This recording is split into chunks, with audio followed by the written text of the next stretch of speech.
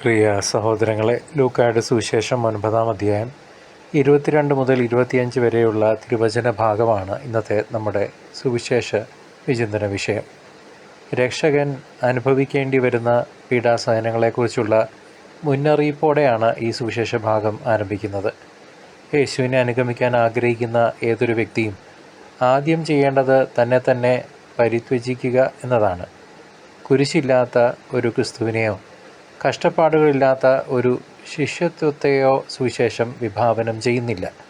സ്വന്തം ഇഷ്ടങ്ങളെ ബലി കഴിച്ച് ദൈവഹിതത്തിന് കീഴ്വഴങ്ങുന്നതാണ് യഥാർത്ഥ ആത്മീയതയുടെ കാതൽ. ഓരോ ദിവസവും നമ്മുടെ ഓരോരുത്തരുടെയും സ്വന്തം കുരിശെടുത്ത് അവിടുത്തെ പിന്നാലെ നടക്കാൻ നാം ഓരോരുത്തരും വിളിക്കപ്പെട്ടിരിക്കുന്നു. ഈ കുരിശ് എന്നത് ജീവിതത്തിലെ പ്രതിസന്ധികളെ വിശ്വാസത്തോടെ സ്വീകരിക്കുന്ന മനോഭാവമാണ്.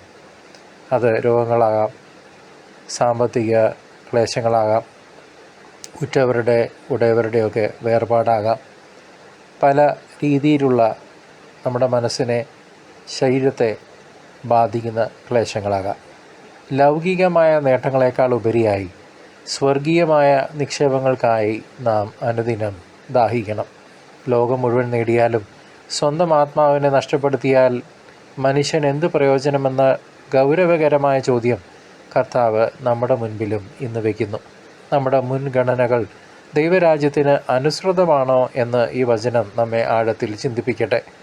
സ്വാർത്ഥതയുടെ ചങ്ങലകൾ പൊട്ടിച്ചെറിഞ്ഞാൽ മാത്രമേ കർത്താവിൻ്റെ യഥാർത്ഥ സാക്ഷികളാകാൻ നമുക്കും സാധിക്കൂ.